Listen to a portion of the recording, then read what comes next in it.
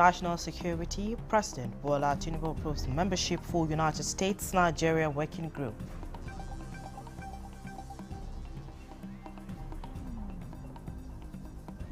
Efficiency in aviation sector, federal government approves special funding for upgrade of 4 airports.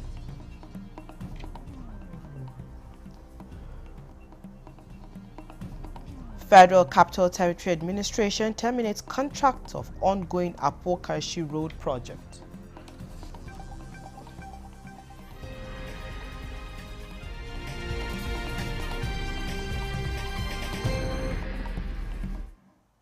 Hello and welcome to the late evening news on NTA News 24.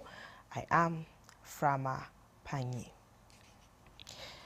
President Bola Tinubu has approved the constitution of the Nigerian side of the U.S.-Nigeria Joint Working Group as part of steps to deepen collaboration in tackling security challenges in the country.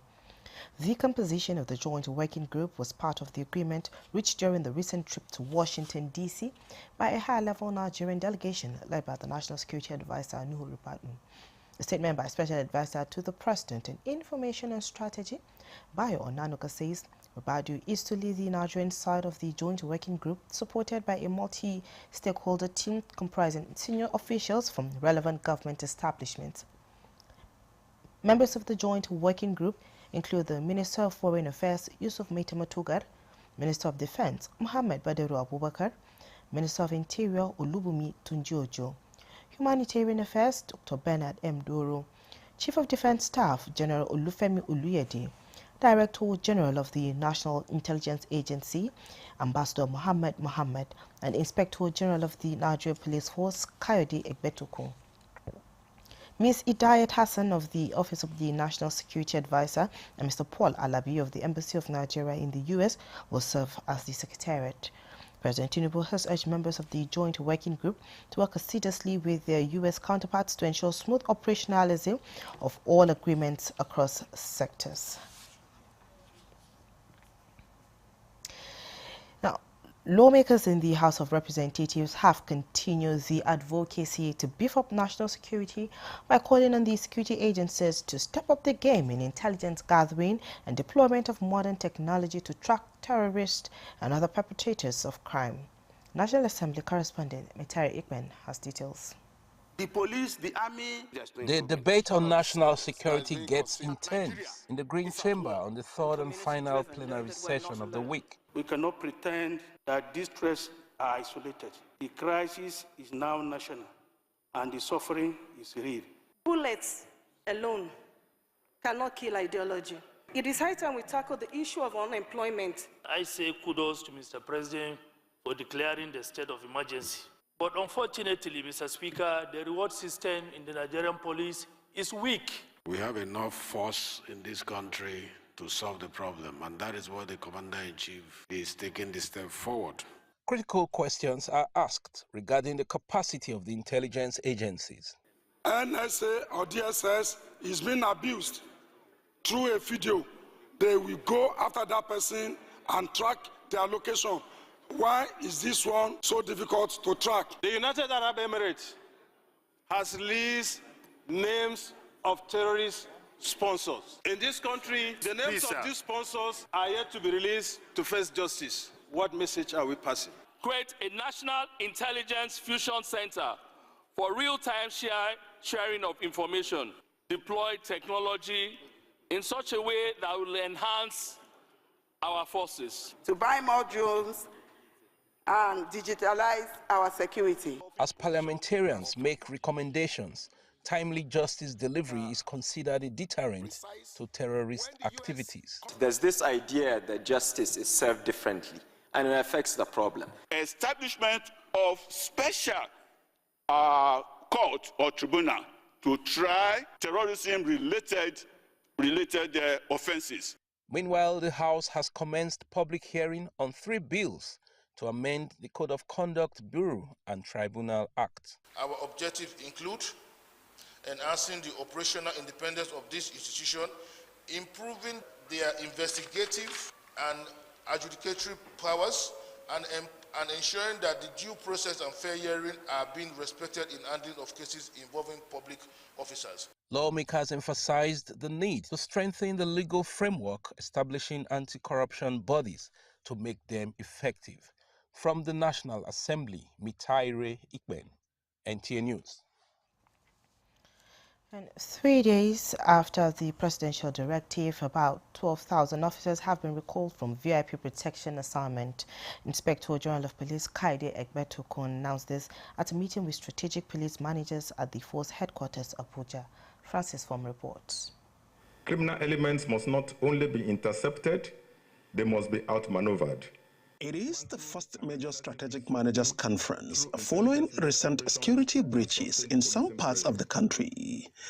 Addressing the session, IGP Egbetokun describes the meeting as a decisive moment for Nigeria's internal security architecture, urging senior police commanders to intensify proactive intelligence-driven policing. He cited the recent attacks in Kwara, Kebbi, and Niger states as a reminders of the evolving nature of insecurity. Peace maintained in one location and violated in another is not peace. In the immediate, we are neither going to sleep nor give ourselves accolades until every pupil abducted from St. Mary Catholic School in Niger State is rescued unhurt and united with their families. To strengthen security coverage nationwide, the IGP announced a series of operational adjustments, including the deployments of personnel to high-risk areas. Following this announcement, a total of 11,566 personnel have been recalled and will be deployed to active policing duties immediately. We wish to assure members of the public that this withdrawal will enable the force to expand deployment into areas where policing input has the most meaningful public safety outcomes. Egbetokun further disclosed that a total of 8,202 suspects have been arrested nationwide for crimes ranging from armed robbery, kidnapping, and illegal possession of firearms to rape and other violent offenses. A development, he says, underscores the force's renewed resolve to dismantle criminal networks across the country, charging commissioners of police to return to their commands with fresh determination. The IGP warned that the nation cannot afford excuses at this critical time, ending with a firm declaration of the force's commitment to securing Nigeria. Francis Form, NTA News. Right now, the Minister of Information and National Orientation, Mohammed Idris, wants members of the APC support groups to also serve as watchdogs of the party's manifestos and the administration's 8-point agenda.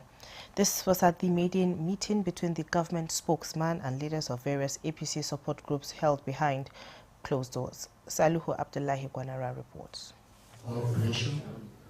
These are the faces behind those who carried the party's flag and provided support at the podiums and at the polling units that led to the victory of APC at the center. We still remain steadfast in our support for the government. We are part of the system, so if it is good, it's for us, if it's bad, for us. And that is why we are happy that you grant us this audience. Before the closed-door session, the minister updated them about the administration's performance within the last 2.5 years of its first-term mandate. Mr. President declared a state of emergency on security, authorizing the recruitment of additional personnel into the army and police and announcing fresh support for existing security outfits created by the state governments. He has also called on the National Assembly to expedite legislative action on the establishment of state police. The newly established Ministry for Livestock Development and the state governments will continue to work together to put a stop to open grazing and replace it with ranching. The Tinubu administration is laying a strong foundation for Nigeria's future by creating more opportunities for our youth, who constitute more than 60% of the entire population of Nigeria.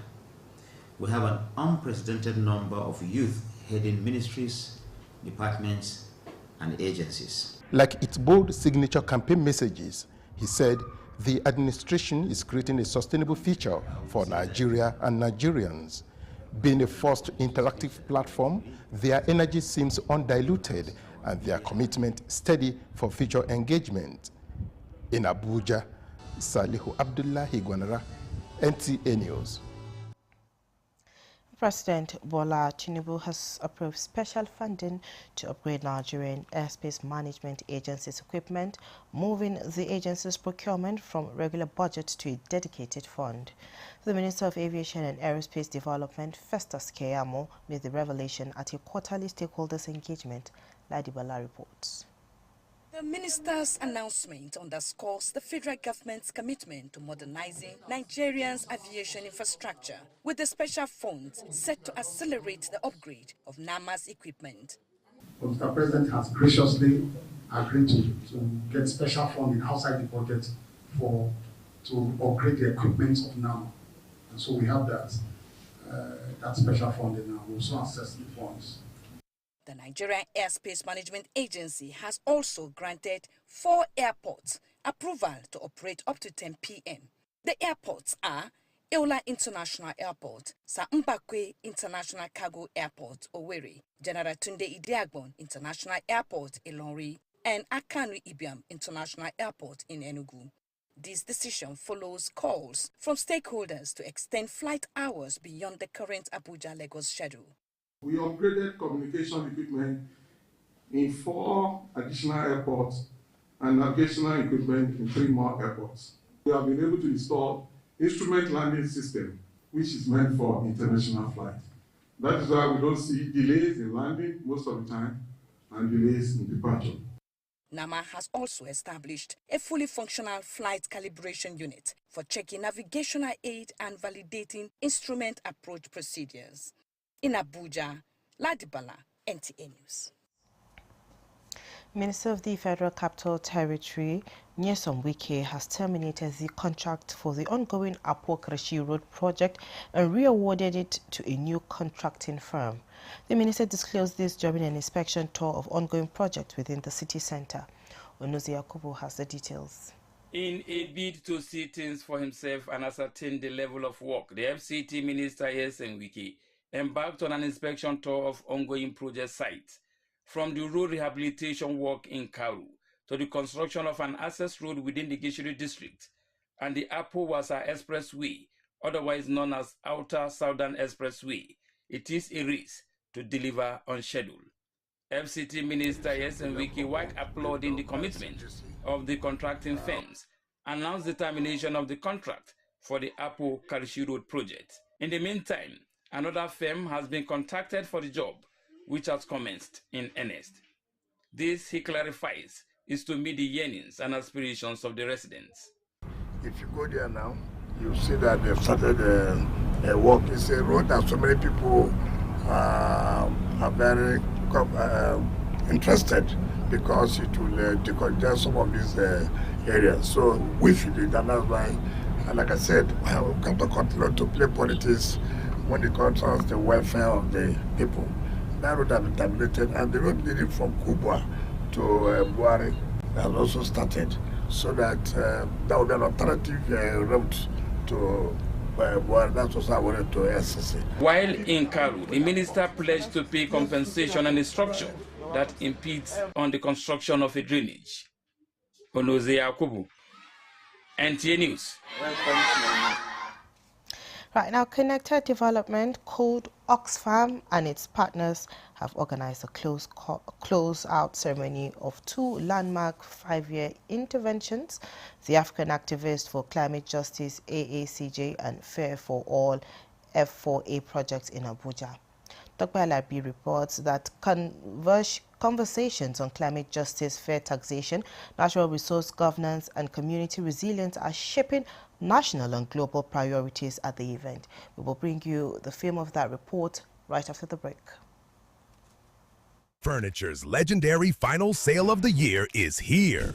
This festive season, enjoy extra savings on luxury and comfortable sofa sets, modern and functional dining sets, sophisticated and smart bed sets, and our royal collections, classy, premium, and truly exclusive. Shop 10 million naira and receive a complimentary Daisy tea set. Spend 15 million and take home a 65-inch smart TV. Go higher at 20 million and experience unmatched comfort with our exclusive massage chair. Visit our showrooms in Abuja, Lagos, Kano, and Enugu, or shop online. It's big, it's bold, it's unforgettable. It's Baffy Furniture's legendary final sale of the year. And the National Productivity Order of Merit Award goes to... The only tomato paste manufacturer to win the National Productivity Order of Merit Award by the Federal Government of Nigeria, endorsed by the Association of Private Medical Practitioners of Nigeria. This is an evidence of 100% natural goodness, great quality and great taste. So eat healthy to live longer. Use Arisco tomato paste and products. 100% natural tomato. Better food na correct. Buy now and enjoy up to 20% discount. Arisco tomato paste, the taste of Nigeria. Feel the power of precision, engineered to perfection. Every component is crafted with care, and each design is meticulously tested. From concept to creation, our engineers push the boundaries of technology, seamlessly blending performance and sustainability with a deep commitment to African ingenuity. Introducing the CNG Boss, a remarkable achievement in engineering designed to operate on compressed natural gas, a cleaner and more sustainable fuel alternative. At Innocent Vehicles, we proudly lead the way in creating greener mobility across Africa. And it doesn't stop there. From SUVs to sedans, spacious buses to electric cars, Innocent offers a wide range of models designed to meet every need. Innocent Vehicle, the pride of African roads. This is NTA News 24. Welcome back. Now, the Conference of Stakeholders on Disability Inclusion in Nigeria, COSDIN 2025, is advancing disability inclusive development in Nigeria. Ungufan Shaji Ugwanyu reports that the event brings together key stakeholders to evaluate existing accountability mechanisms and push for implementation of disability rights commitments. The theme from commitment to action, advancing disability inclusive development in Nigeria, drives the discussions. And working collaboratively to promote inclusion and equality. The focus is on turning commitments into tangible actions, moving away from rhetoric to implementation. On what? On how can we achieve this? How can we push the government to move from the commitment to the action on what they commit, so that we exercise equal fundamental rights with our colleague, person with non-disability.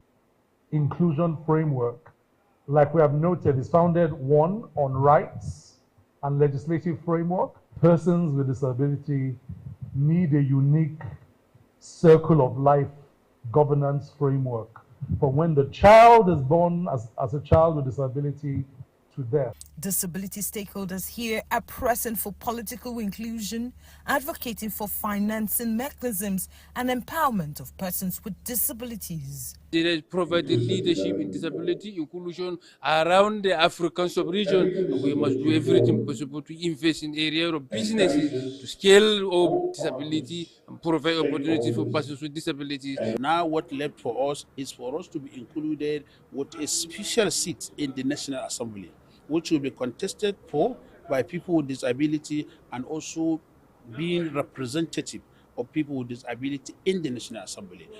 And the momentum continues beyond this conference, pushing for an inclusive Nigeria where persons with disabilities have equal opportunities.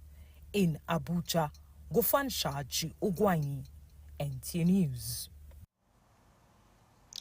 Right, now it is commonplace for many to return to crime after serving jail terms in what is known as recidivism.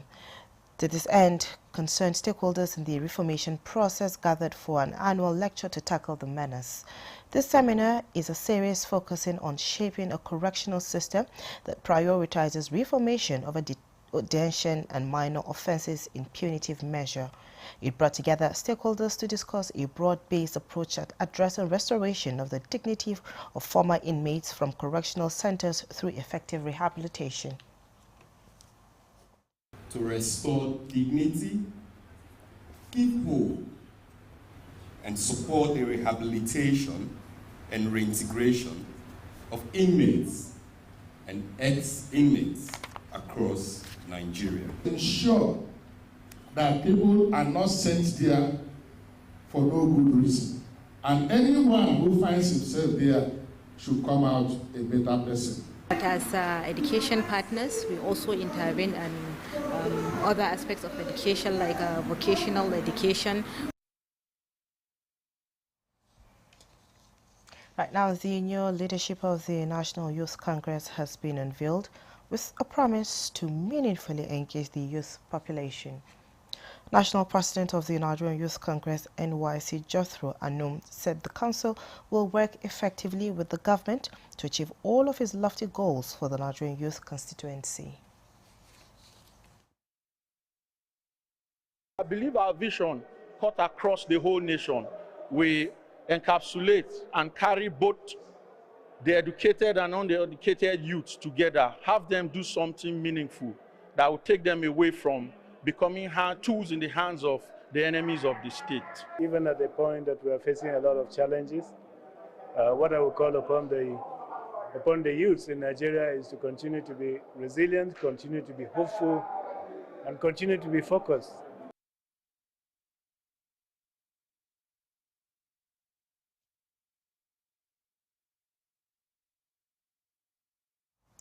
Now, the Cuban embassy in Nigeria marked Fidel Castro's enduring legacy with a ceremony that brought together diplomats, friends of Cuba, and admirers of his revolutionary ideals. The event highlighted Castro's lasting influence on Cuba's identity, diplomacy, and global humanitarian values. Suleiman Abdul Wahab reports.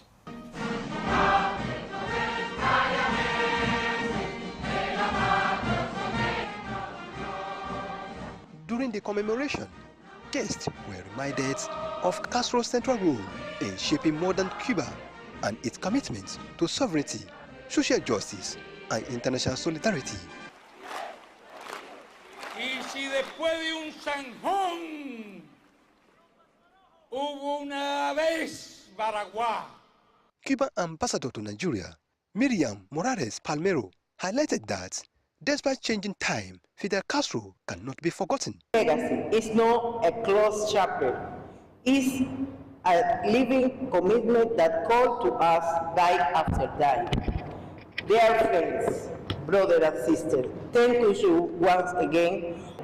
He really sacrifices a life for our country, for our people, and not only for our people, but to the people in the world. The event was attended by ambassadors, Nigerians, and Cuban lovers who came to celebrate his legacy alongside her. We have with Nigeria a very strong link related to our culture because the first people that arrived in Cuba are from Nigeria. Nigerians should learn the kind of sacrifice that Fidel had for even Africa. He sent over 50,000 troops to Africa to fight apartheid South Africa, and thousands of Cubans, young Cubans, lost their lives in Africa, but we defeated apartheid. She noted that his influence remains present in Cuba's diplomatic values, cultural identity, and global humanitarian contributions. The events concluded with a moment of silence and messages of support to the Cuban people. In Abuja, Suleiman Tabu Abdul Wahab, NT News. And that concludes the late evening news on NTA News 24. Thank you for being a part of it. My name is Frama Panyi. Have a good night.